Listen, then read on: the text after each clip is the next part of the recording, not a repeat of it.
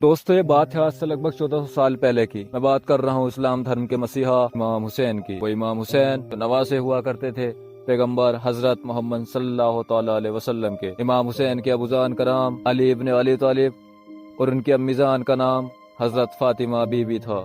इमाम हुसैन का जन्म इस्लामिक कैलेंडर के हिसाब से 4 सवान 4 हिजरी को हुआ था, और अगर मैं अंग्रेजी कैलेंडर के हिसाब से बात करूं 8 जनवरी 626 ईस्वी को इमाम हुसैन का जन्म हुआ था। इमाम हुसैन की कुल 6 औलादें थीं, 4 बेटे थे जिसमें कुल 2 बेटियां थीं। इमाम हुसैन के सबसे छोटे बेटे का नाम इमाम जैनुल आबिदीन, दूसरे बेटे का नाम अकबर, तीसरे बेटे का नाम असगर, चौथे बेटे का नाम इमाम जफर था, और उनकी दोनों बेटियों के नाम फातिमा सुगरा बिनते हुसैन और दूसरी बेटी का नाम सकीना बिनते हुसैन था। इसलिए मैं आज आपको बताऊंगा कि इस्लाम धर्म का उदय कहाँ से हुआ।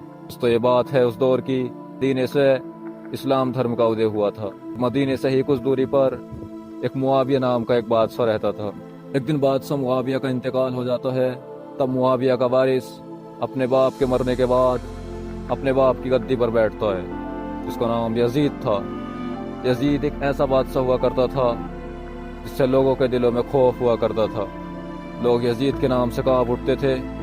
लेकिन उसी टाइम पर पैगंबर मोहम्मद की वफात के बाद यजीद इस्लाम को अपने तरीके से चलाना चाहता था।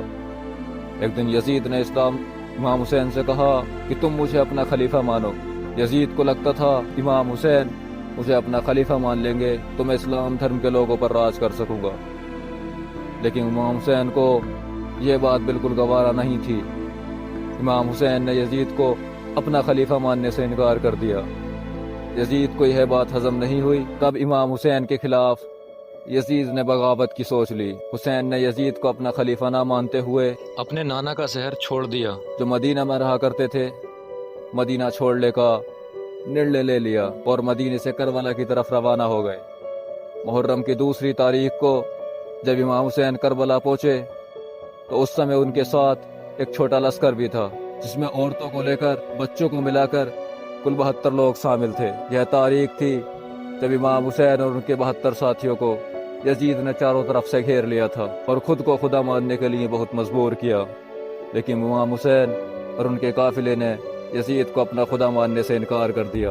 करबला पहुंचने के बाद मुहर्रम की 7 तारीख तक इमाम हुसैन और उनके काफिले के पास जो कुछ भी खाने का सामान था सब खत्म हो चुका था। यह देखकर यजीद ने हुसैन के लश्कर का पानी भी बंद कर दिया था।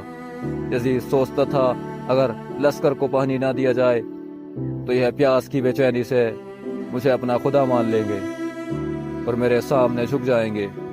लेकिन हुसैन को हरगिज मंजूर ना था। मुहर्रम की 7 तारीख से 10 तारीख तक इमाम हुसैन और उनके काफिले वाले लोग भूखे और प्यासे रहे।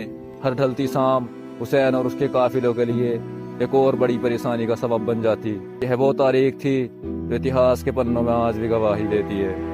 मुहर्रम की 10 तारीख को इमाम हुसैन भूखे और प्यासे करबला के मैदान में यजीद की लाखों की फौज के सामने इमाम हुसैन और उनके 72 साथी मैदान में खड़े रहे। इधर यजीदी फौज के पास हथियार, खंजर, तलवारें थीं, जबकि इमाम हुसैन के पास सिर्फ 72 लोग थे। इमाम हुसैन और उनके साथी आखिरी सांस तक यजीदियों का सामना करते रहे। लेकिन अंत में इमाम हुसैन करबला के मैदान में शहीद हो जाते हैं। इमाम हुसैन और उनके साथियों को बड़ी बेरहमी से कत्ल कर दिया जाता है। और जैसे मैंने आपको इस वीडियो के शुरू में ही बताया था कि इमाम हुसैन की 6 औलादें थीं। इमाम हुसैन के सबसे छोटे बेटे तो सिर्फ 6 महीने के थे, अपनी माँ की आगोश में प्यास से बिलख रहे नन्हे मासूम को भी जालिमों ने शहीद कर दिया। उनको भी एक बूंद पानी की नहीं दी। और इमाम हुसैन के दूसरे बेटे जो सिर्फ 18 साल के थे वह भी करबला में शहीद हो गए। इमाम हुसैन के भतीजे कासिम, जो कि बेटे थे इमाम हुसैन के भाई हसन के, वह भी इस जंग में शहीद हो गए।